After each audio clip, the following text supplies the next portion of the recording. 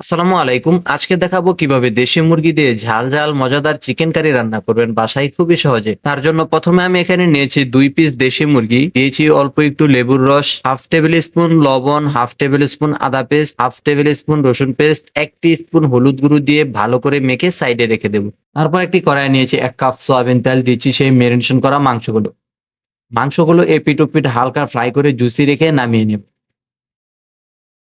তারপর অবশিষ্ট তেলে দিয়েছি 2 কাপ পেঁয়াজের পেস্ট দিয়ে ভালো করে সতে করে দিচ্ছি 2 টেবিল স্পুন আদা পেস্ট, 1 টেবিল স্পুন রসুন পেস্ট দিয়ে একটু সতে করে দিচ্ছি 3 পিস তেজপাতা, 3 পিস কালো এলাচ, 1 চিমটি এলাচ গুঁড়ো, কয়েক পিস কালো গোলমরিচ, 2 পিস জয়ত্রী, 2 পিস দারুচিনি, 5-6 পিস লবঙ্গ, হাফ টেবিল স্পুন হলুদ গুঁড়ো, হাফ টেবিল স্পুন মরিচ গুঁড়ো আর অল্প একটু পানি দিয়ে হালকা সতে করে দিচ্ছি চিকেন গুলো। তারপর এখানে দিচ্ছি কয়েক পিস আস্ত কাঁচা মরিচ, হাফ টেবিল স্পুন ধনিয়া গুঁড়ো, হাফ টেবিল স্পুন জিরে গুঁড়ো আর 1 টেবিল স্পুন গরম মশলা দিয়ে ভালো করে কিছুক্ষণ বুনে নেব।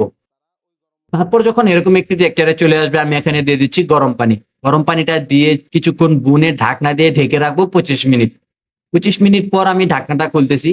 দেখেন কতটা চমৎকার এবং কতটা লোভনীয় হয়েছে। অবশ্যই বাসায় একদিন এভাবে ট্রাই করে দেখতে পারেন। আশা করি খুবই এনজয় করতে পারবেন।